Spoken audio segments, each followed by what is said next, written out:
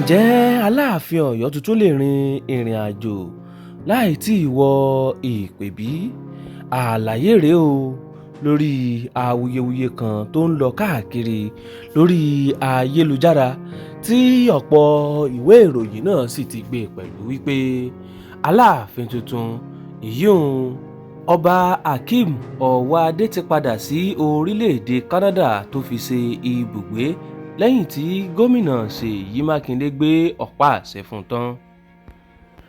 Àwọn kan tiẹ̀ ń sọ wípé àwọn afọbajẹ ìlú Ọ̀yọ́ ò ní ṣe ètò ìjọba àti ìpèbí fún Ọba Hakeem Ọ̀wọ́adé nítorí wípé òun kọ́ ni àwọn Ọ̀yọ́mèsì fà sílẹ̀, nítorí wípé wọ́n gbàgbọ́ wípé gómìnà Ṣèyí Mákindé ti ìpínlẹ̀ Ọ̀yọ́ ló fa Ọba Hakeem Ọ̀wọ́adé kalẹ̀, kì í ṣe Ifá rárá.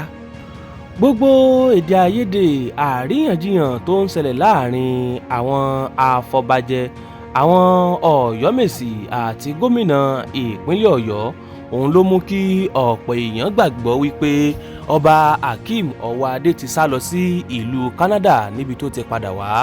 Wọ́n gbàgbọ́ wípé ọmọdé ò débi ẹrù lẹ̀rù ò bá. Tẹ́ ẹ̀ bá gbàgbé wípé lọ́jọ́ 13 oṣù kínní ọdún yìí ni Mákindé gbé ọ̀pá àṣẹ fún Ọba Alaafin Ọ̀wọ́adé ní ọ́fíìsì gómìnà nílùú Ìbàdàn tí í ṣe olú-ìlú ìpínlẹ̀ Ọ̀yọ́. Tìlù tìfọ́n làwọn èèyàn fi kí kábíyèsí káàbọ̀ nígbà tó wọ ìlú Ọ̀yọ́ lẹ́yìn tó gba ọ̀pá àṣẹ tán. Lọ́jọ́ náà lọ́hùn-ún títìpa ní gbogbo ọjà wà láti fi ṣe àyẹ́sí Aláàfin Ọ̀yọ́ tuntun Ọba Ọ̀wọ́adé. Àmọ́ ní nǹkan bíi ọjọ́ méjì báyìí ni ìròyìn kan sọ pé Ọba Ọ̀wọ́adé ti padà sí orílẹ̀-èdè Canada níbi tó wà tẹ́lẹ̀. Ṣùgbọ́n ọ̀jọ̀gbọ́n Wándé Abímbọ́lá, àgbà ọ̀jẹ̀ babaláwo tó tún jẹ́ adarí tẹ́lẹ̀ fún ilé ẹ̀kọ́ fásitì Ọbáfẹ́mi Awólọ́wọ̀ sọ fún oníwèé ìròyìn pé Aláàfin Ọ̀yọ́ kò tàpá sí òfin àti àṣà Yorùbá nípa rínrin ìrìn àjò rẹ̀ lọ sí ìlú Canada lẹ́yìn tó gba ọ̀pá àṣẹ tán.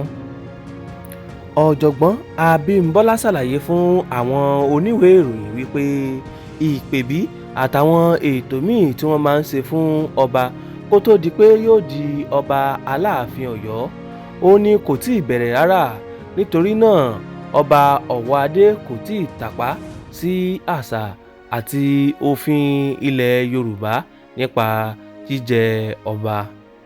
Àwọn afọbajẹ àtàwọn babaláwo ló máa ń sọ àsìkò tí ìpèbí àti àwọn ètò míì yóò bẹ̀rẹ̀. Ọ̀jọ̀gbọ́n Abímbọ́lá tó dífá tó mú Ọba Ọ̀wọ́adé gẹ́gẹ́ bí Aláàfin tuntun ṣàlàyé pé Ifá ló máa ń sọ ọjọ́ tí ìpèbí yóò bẹ̀rẹ̀ láyé àtijọ́. Ó ní lásìkò yìí àwọn Ọ̀yọ́mèsì àtàwọn babaláwo ló máa ń sọ ìgbà tí Aláàfin tuntun yóò wọ ìpèbí. Adarí àwọn ìjòyè Olóyè Múkáílà Àtàndá tí ọ̀pọ̀ sì mọ̀ sí Bàbá Ìyájí fìdí ọ̀rọ̀ náà múlẹ̀ fún àwọn oníwèé ìròyìn pé Aláàfin Ọ̀yọ́ tuntun kò tíì bẹ̀rẹ̀ ìpèbí àtàwọn ètò míì tó yẹ kó ṣe.